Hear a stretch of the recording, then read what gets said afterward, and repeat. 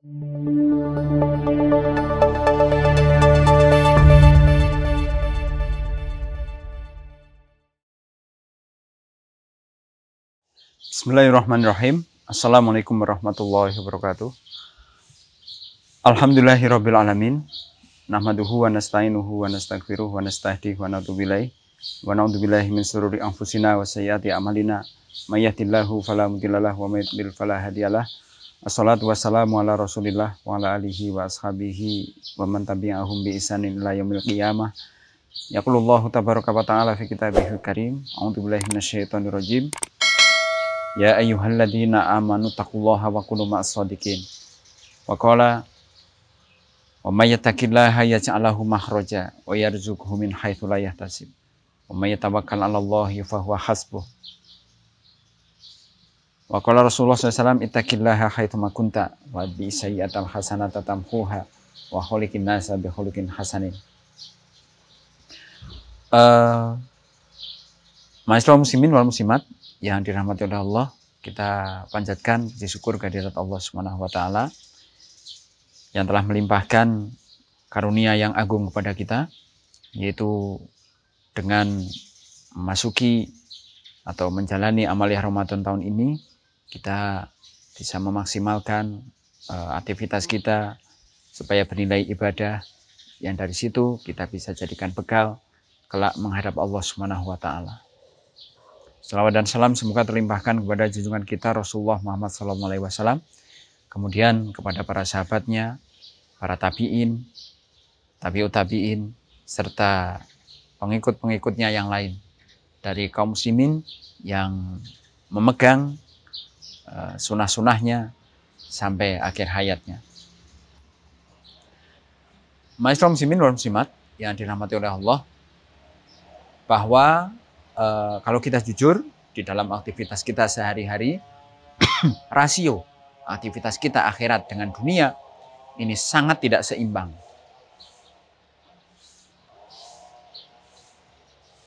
Faktanya seperti ini. Kalau misalkan kita sholat 5 waktu, ya masing-masing sholat 5 waktu kita beri durasi 10 menit, maka kita dedikasikan waktu kita untuk Allah Subhanahu wa taala 50 menit. Kemudian seandainya ditambah tadarus, tentunya ini hari-hari biasa di luar Ramadan, kita tadarus sehari 10 menit, maka sangat boleh jadi di kampung itu kita menjadi orang yang alim, kita menjadi ahli ibadah yang baik. Padahal itu baru sedikit yang kita gunakan untuk beribadah kepada Allah Subhanahu wa taala. Sisanya adalah untuk aktivitas-aktivitas keduniawian. Padahal Rasulullah telah memberikan triknya, memberikan petunjuknya kepada kita, bahwa seharusnya di dalam menyikapi 24 jam ini, idealnya 8 jam untuk Allah Subhanahu wa taala, 8 jam untuk keluarganya, dan 8 jam yang lain untuk aktivitas keduniawian. Ini menjadi ideal. Faktanya tidak. Hari-hari ini bisa jadi aktivitas kita untuk ibadah sangat kurang. Ini ironis. Karena kalau kita bandingkan dunia dengan akhirat, tidak untuk dibandingkan. Dunia ini sangat fana. Dunia ini sangat fana. Kemudian akhirat sana, tentunya selama-lamanya kita sebagaimana kita ketahui. Setidaknya telah sampai informasi kepada kita bahwa di dunia ini bisa jadi, atau di dunia ini sangat sementara dibandingkan di akhirat sana. Dalam perspektif Al-Quran, kita bisa belajar di sana bahwa satu hari di dunia, satu hari di akhirat maksud saya, itu 1000 tahun di dunia. Kalau kita menggunakan tahun Masehi, ini baru masuk tahun 2020. Artinya baru 2 hari di akhirat sana. Oleh karena itu, ini menjadi tuntutan, menjadi pemikiran kita. Bagaimana supaya kita membuat rasio yang lebih logis. Yaitu bagaimana kehidupan kita ini diwarnai sebisa mungkin seluruh aktivitas hidup kita ini untuk akhirat. tetapi dunia tetap mendapatkannya. Sebagaimana petunjuk Allah dalam Al-Quran bahwa wabtaghi fima atakallahu daral akhirah wala tansa nasibaka minad dunya. Berusahalah kamu untuk mendapatkan akhirat, tapi jangan lupakan bagianmu di dunia. Artinya di sini ada hal yang diprioritaskan di dalam ayat itu, yaitu memprioritaskan akhirat. Seorang muslim mesti memprioritaskan akhirat dan jangan melupakan bagian di dunia. Prioritas kedua di dalam kehidupan dunia adalah dunia itu sendiri, tapi prioritas pertama adalah akhirat. Lalu bagaimana caranya supaya kita bisa mewarnai hidup kita ini dengan warna-warna akhirat seperti itu? Maka kita bisa mengambil petunjuk dari Al-Quran dan Sunnah, bagaimana kita bisa mewarnai kehidupan aktivitas dunia ini bisa bernilai di hadapan Allah SWT. Yang pertama yaitu memperbanyak dzikir kepada Allah SWT. Ini kita bisa memperhatikan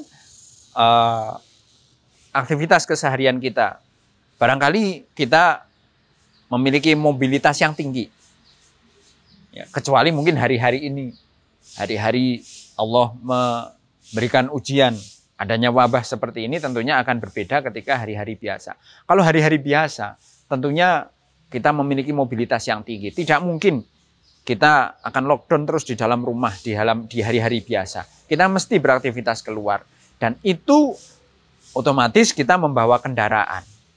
Dan di dalam kitab Riyadhus Shalihin kita dapati keterangan di sana. Ketika kita mengendarai kendaraan, pilihannya ada dua. Kalau tidak jalan mendaki, berarti jalan menurun. Jalan mendaki dianjurkan, ada sunahnya kita membaca takbir. Ketika turun kita membaca tasbih. Faktanya adalah dalam kehidupan, bukan tasbih dan takbir yang kita baca ketika kita mengendarai kendaraan, tapi mendengarkan bunyi-bunyian yang lain di dalam Al-Quran, baik itu MP3 atau MP4. Artinya dia tidak memanfaatkan aktivitas perjalanan itu supaya bernilai ibadah. Lalu bagaimana ketika jalan datar? Nah ini kita bisa memilih pilihan yang lain. Kita bisa membaca murotal, kita bisa mengulang hafalan-hafalan Al-Quran kita di saat kita sedang mengendarai kendaraan. Itu ringan bagi kita, tetapi nilainya besar di sisi Allah. Memaknai kehidupan menjadi lebih baik. Atau barangkali kita mau belajar kepada apa yang dialami oleh Imam Ahmad bin Hambal. Ketika beliau mendapatkan ilmu dari seorang penggiling roti, ya kan? Seorang penggiling roti yang dia itu bertanya kepada penggiling roti, kamu Qomat Kamit baca apa? Ternyata dia membaca istighfar. Dia membaca istighfar. Lalu Imam Ahmad bertanya, apa keistimewaan dari bacaan istighfar itu?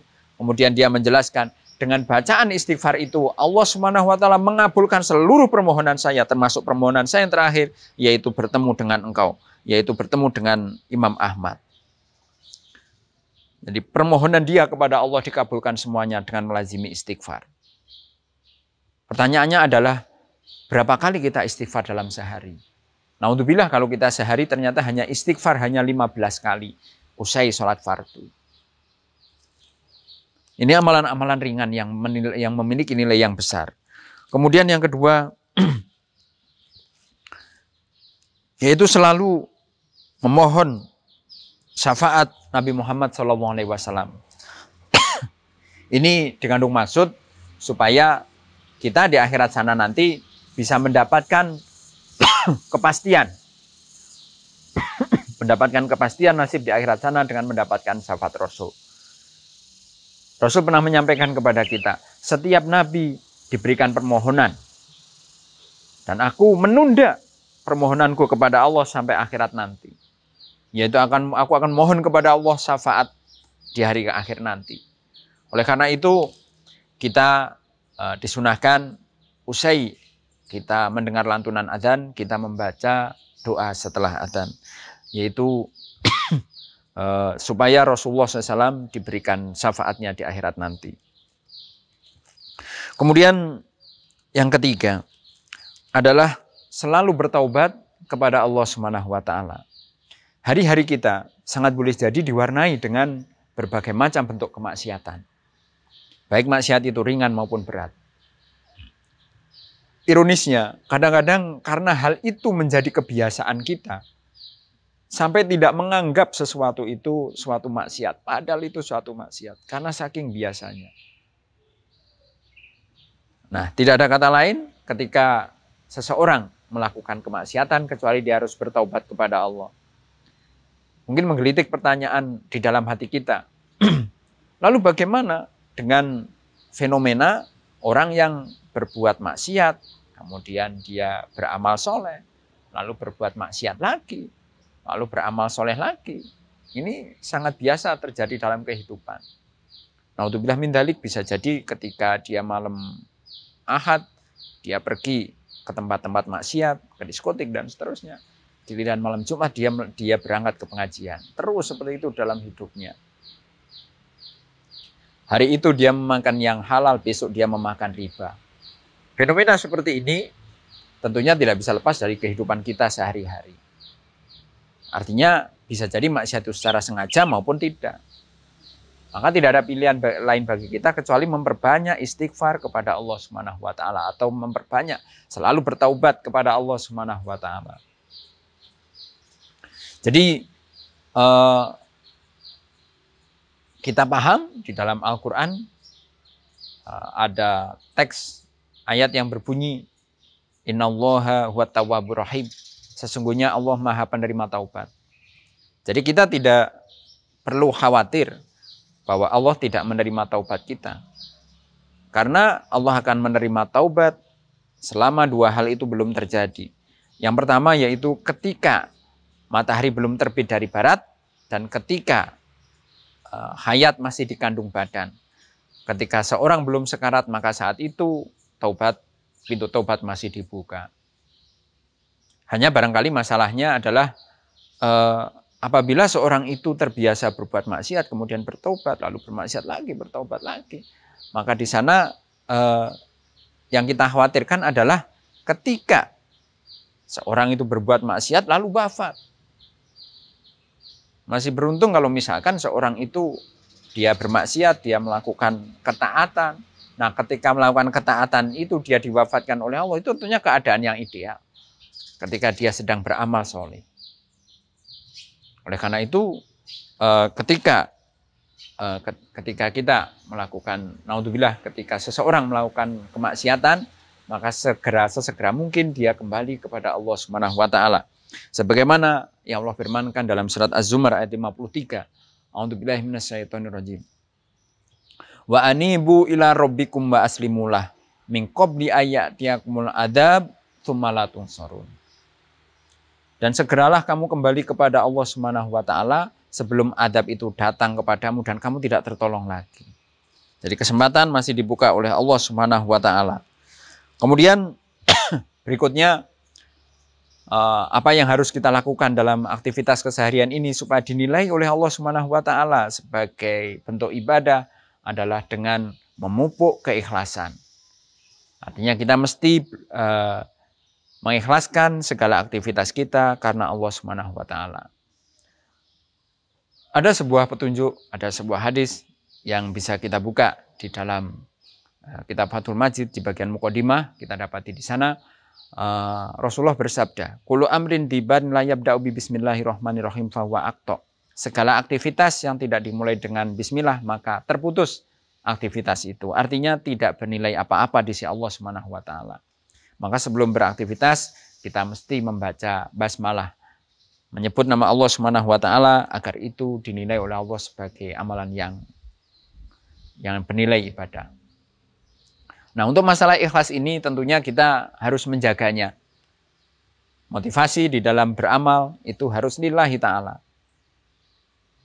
Ketika seorang beraktivitas, keluar dari rumah, mencari nafkah dan seterusnya, dia niatkan itu, ya Allah, aku berangkat bekerja ini, dalam rangka mencari nafkah, sebagaimana perintahmu kepada hamba di dalam hadis Rasulmu, yaitu antut'imaha idza ta'imta wa antaksuha idza tasaita.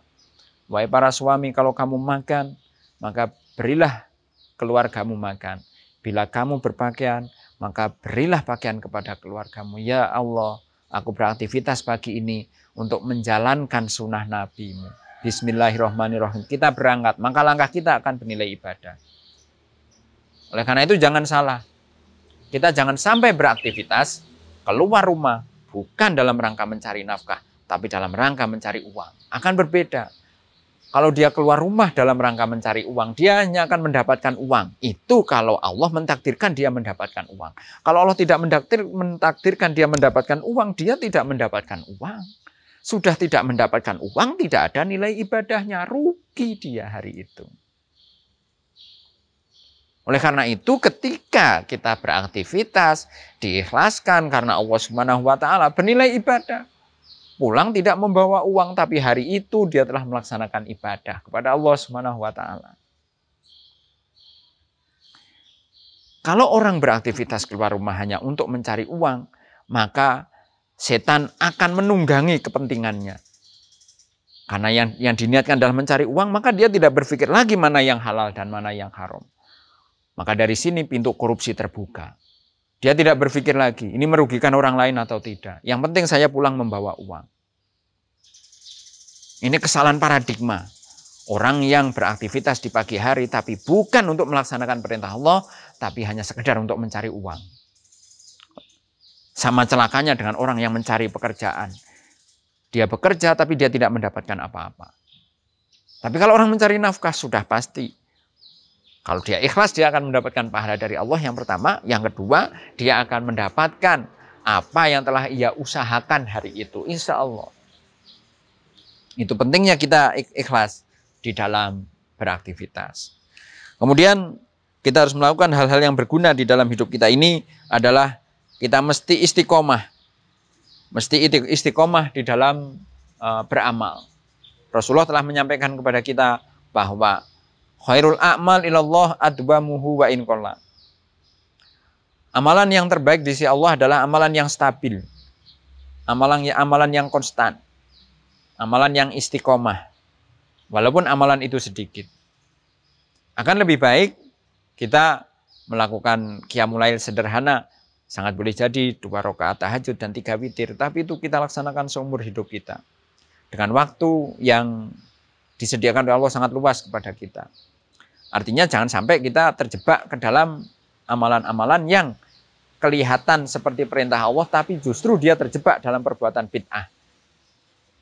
Yaitu dia mewajibkan diri melakukan suatu amalan sunnah di waktu tertentu, di dalam momen tertentu, dalam aktivitas tertentu, maka ini akan kembali menjadi bid'ah. Tapi kalau kebiasaan itu kita lakukan karena Allah Subhanahu wa Ta'ala sebagai bentuk pengamalan, hadis Rasul tadi, yaitu amalan yang dicintai oleh Allah adalah amalan yang stabil, amalan yang istiqomah walaupun sedikit, laksanakan setiap hari. Tentunya untuk bulan Ramadan seperti ini, ketentuan ini akan menjadi berbeda. Di bulan Ramadan ini Rasulullah pun menjelaskan kepada kita, di 10 hari terakhir Rasulullah mengencangkan ikat pinggangnya di bulan Ramadan. Artinya Rasul memperbanyak amal ibadahnya. Ini memang ada perintahnya. Jadi di bulan Ramadan tentunya beda dengan hari-hari biasa. Kalau di bulan Ramadan bisa jadi kita sehari bisa tadarus 1 juz atau 2 juz atau beberapa juz seperti itu. Di hari-hari biasa kalau kita memang sanggupnya 1 juz, baca 1 juz, setengah juz, tapi itu diamalkan secara stabil. Itu akan menjadi amalan soleh yang baik. Dan itu akan ringan. Sebagaimana kebiasaan kita di dalam melaksanakan amalan soleh yang lain. Mesti kita lakukan secara istiqomah. Jangan sampai kita melaksanakan amalan itu hanya ketika kita sedang membutuhkan Allah Subhanahu wa Ta'ala. Seseorang rajin qiyamul lail karena dia sedang membutuhkan Allah. Dia bersedekah karena dia sedang membutuhkan Allah Subhanahu wa Ta'ala, bukan karena dorongan untuk melaksanakan amalan yang istiqomah. Oleh karena itu, untuk poin ini kita akan menjadi orang yang beruntung apabila kita istiqomah di dalam beramal soleh seperti itu. Berikutnya yang menjadi amalan sederhana tetapi bernilai di sisi Allah Subhanahu wa Ta'ala adalah kita harus senantiasa menjaga air wudhu kita. Artinya apa? Bahwa kita tidak memahami, tidak mengerti kapan kira-kira Allah akan memanggil kita, kapan ajal akan datang menjemput kita. Tidak ada seorang pun yang tahu kecuali Allah SWT. Memahami seperti itu berarti kita harus selalu siap. Harus selalu siap kapanpun Allah memanggil kita. Maksudnya alangkah mulianya, alangkah baiknya ketika seseorang itu dipanggil oleh Allah dalam kondisi suci, dalam kondisi telah berwudu. Dan dari situ kita juga bisa mengontrol amalan kita. Ketika seorang sedang berwudu atau orang telah berwudu, maka dia akan menjaga dari amalan-amalan buruk. Masa orang yang sudah berwudu, saya melakukan perbuatan yang tidak pantas seperti ini, dia akan berpikir ulang apabila orang itu telah memiliki air wudu. Ma'asyiral muslimin wal muslimat yang berbahagia, ada sebuah kisah di dalam yang disebutkan oleh Ibnu Katsir di dalam Qasasul Anbiya, bahwa suatu hari Nabi Sulaiman alaihissalam kedatangan tamu yang belum ia kenal. Sementara di situ, di sisi Nabi Sulaiman ada beberapa menterinya.